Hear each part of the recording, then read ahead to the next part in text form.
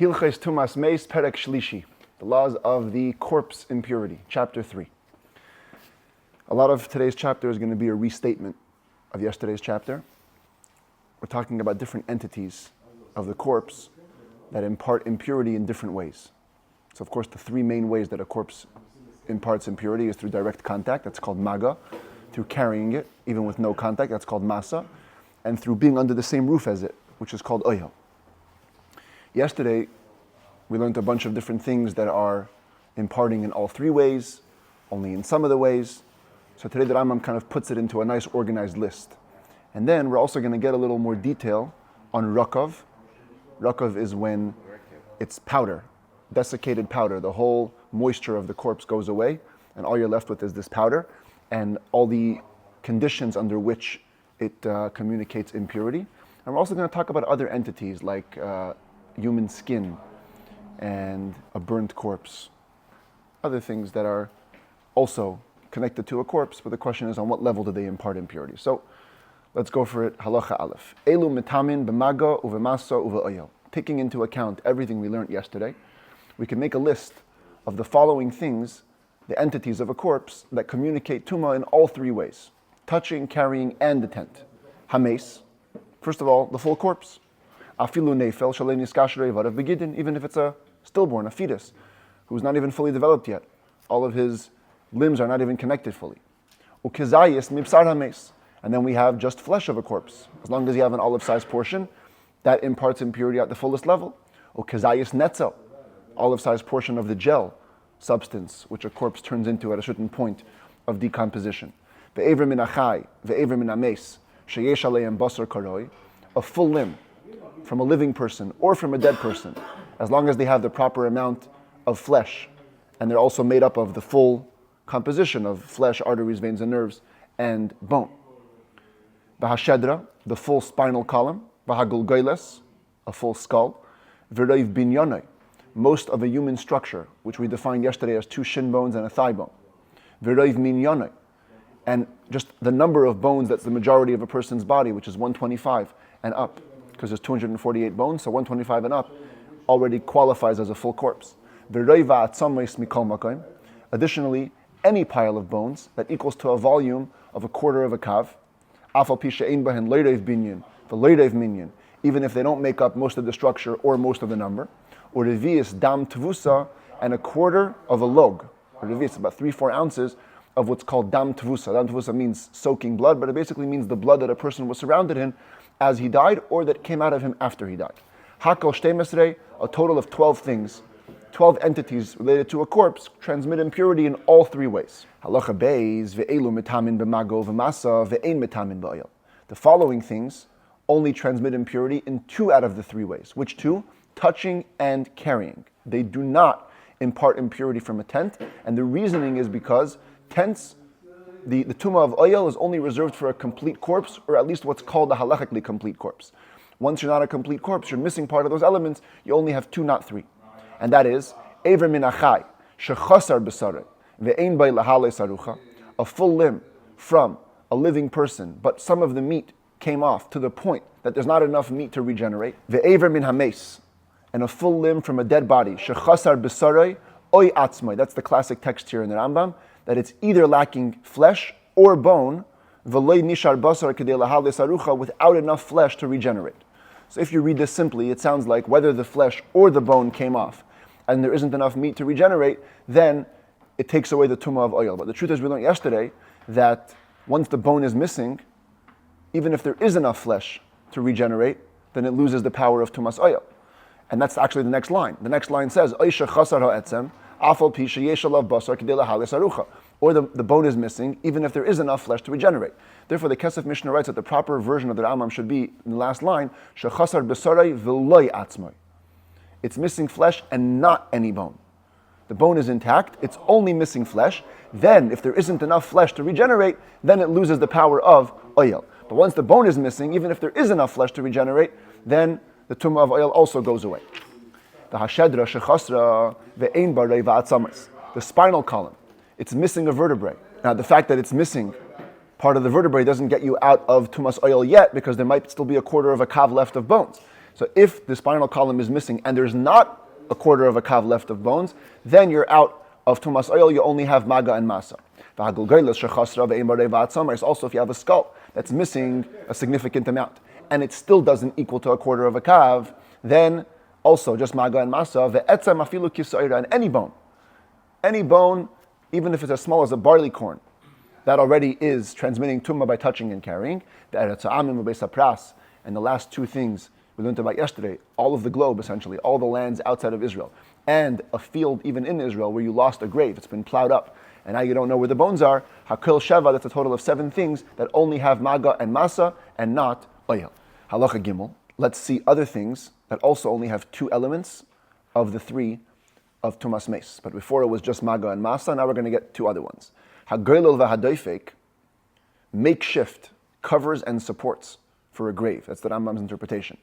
Usually you have walls of a grave and a big slab of stone. What if you didn't? You just had a dead body and you put on the side of it utensils and you covered it with some kind of makeshift covering. Mitamin b'maga u'va'oyel kikever.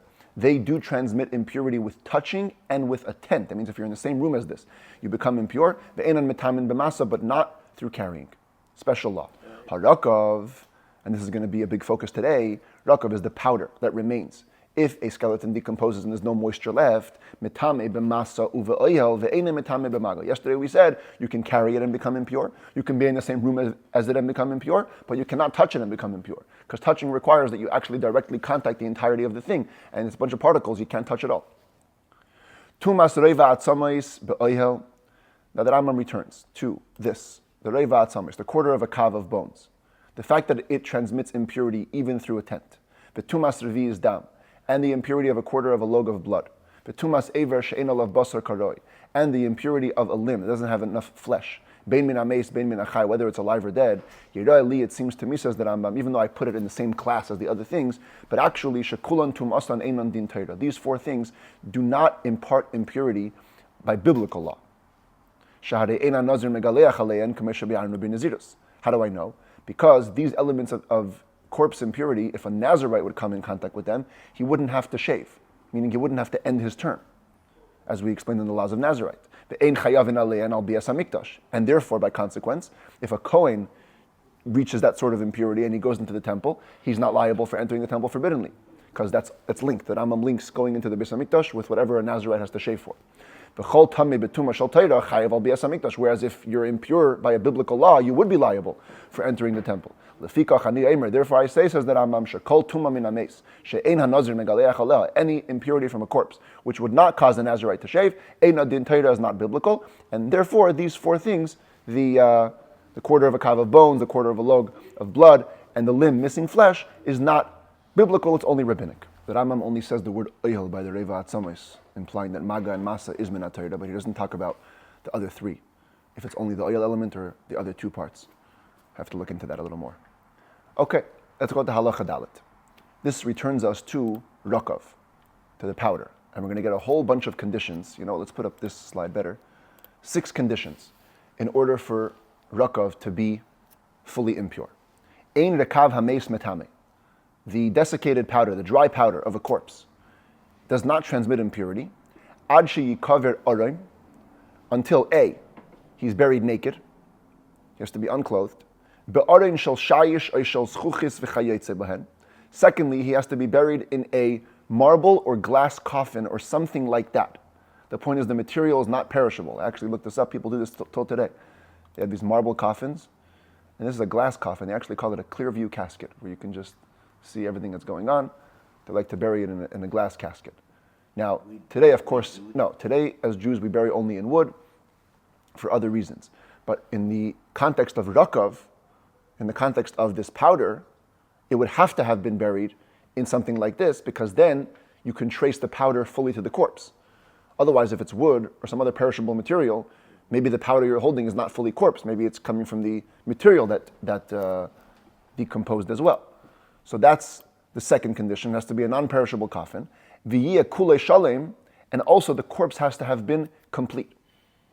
This is just a decree. If the person was buried without a limb, we'll see in a second. Chaser mimeno ever.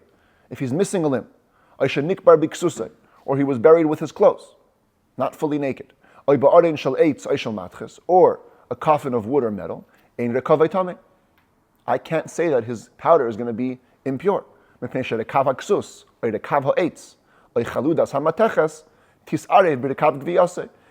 the decomposition of the clothing, or the decomposition of the wood, or the rust of the metal is mixing with the powder of his body.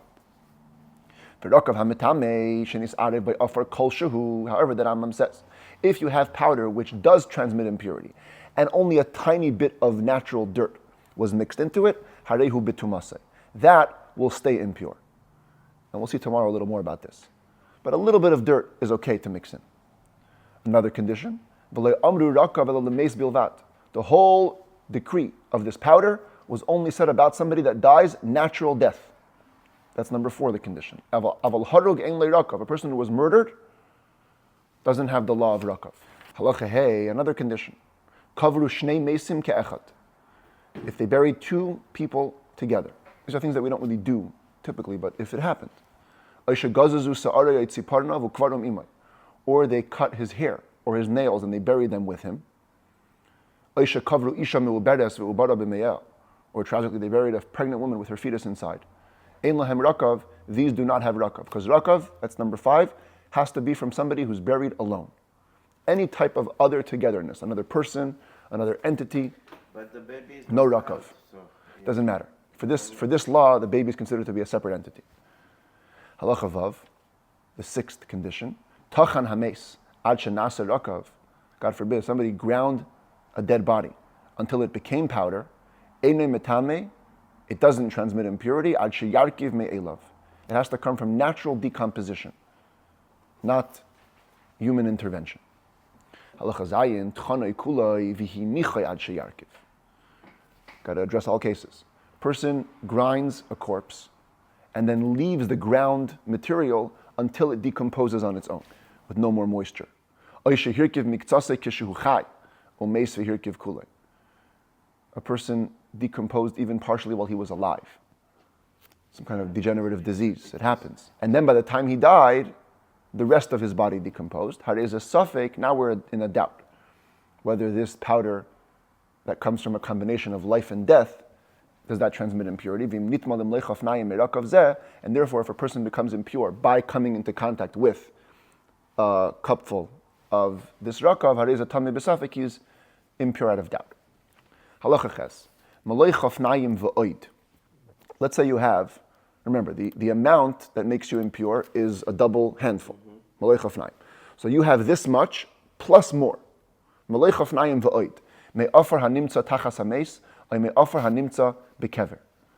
From some dirt that was found under a corpse, or just dirt in a grave. You don't know what it is. Is it the powder, and therefore it transmits impurity through a tent as well? Or maybe it's just natural dirt that got dirty with the gel and the blood of the corpse. So what we will do is we will treat it like rakav, which has these 2, the carrying and the tent. Because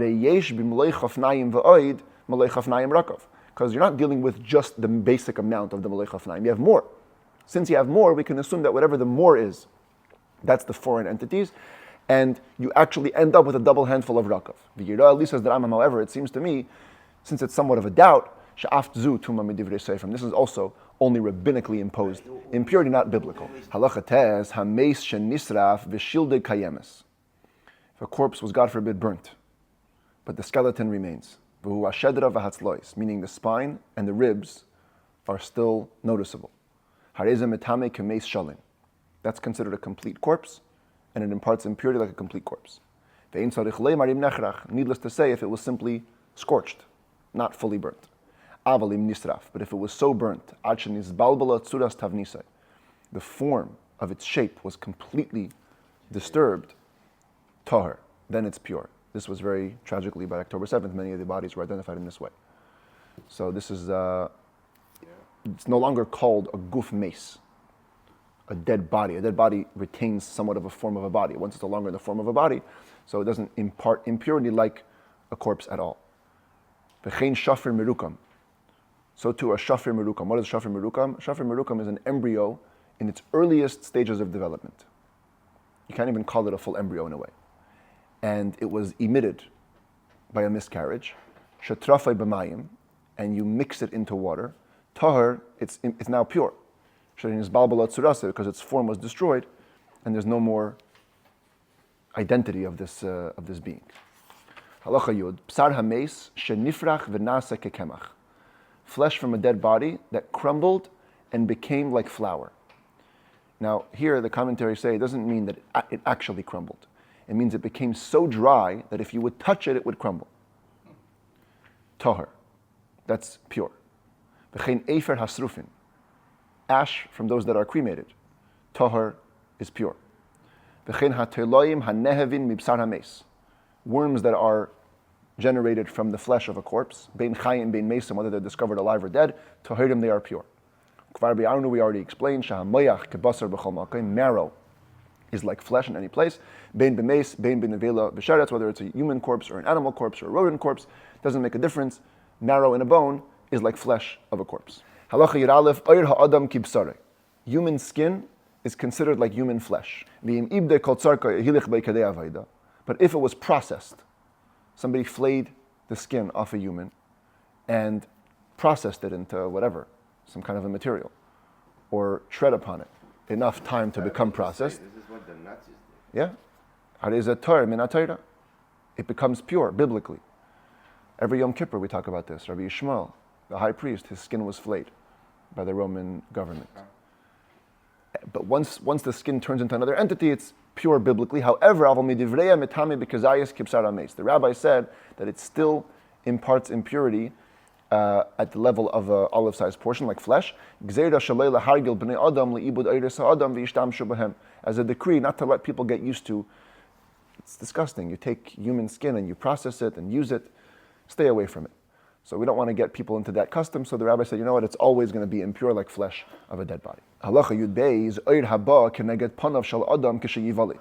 The skin that accompanies or comes in front of the face of a person when he's born, called the placenta. Bein shahaya chai v'imay chaya, whether it was a fully live birth. Kid's alive, mother's alive. Bein shanelad meis v'imay meis, or the kid's dead and the mom's dead, God forbid. Harei ze toher, the placenta is pure. Mipnei shu kamay peresh oitzaya v'ki v'chayetze v'hen. Halachically, its status is like waste or vomit. It doesn't have any significance of human entity. Halacha Yud Gimel kol sheba meis tameh. Any part of a corpse is impure. Chutz min hashinayim v'haseyar v'hatzipoidim, except for teeth, hair, and nails. That means if they've become detached. Hayil v'gizan machalif, since they reproduce. Ubishas chiburan hakol tameh. But if they're still connected, then it's all impure. Ketzad. What does it mean it's all impure? Not just that, it's part of the corpse. It goes even further than that. Look at this. Hameis b'chutz u'sa'orei b'seich habayis. A corpse is outside the house, but it has long hair, still attached, and the hair enters a home. Nitma kol asher babayis. The whole, whatever's in the house is impure. It's mamish called part of a corpse. It's literally an extension of the body. And if you touch a corpse's hair or teeth or nails while they're attached to it, nitma, you become impure. What if you had hair that he was about to cut off, or nails that he was about to remove? Since they're meant to be removed, now there's a doubt if they're fully part of the corpse or not. Therefore, if you touch them, you're in doubt whether you're impure. And we're going to deal with the ramifications of that later in this book. Any fluids that come out of a dead body, toher is pure, chutz midame, except for blood. Any appearance of blood, any color, is impure, as we explained. When it comes to, let's say, a woman with nida, there's only 5 colors that are impure. Here, everything. The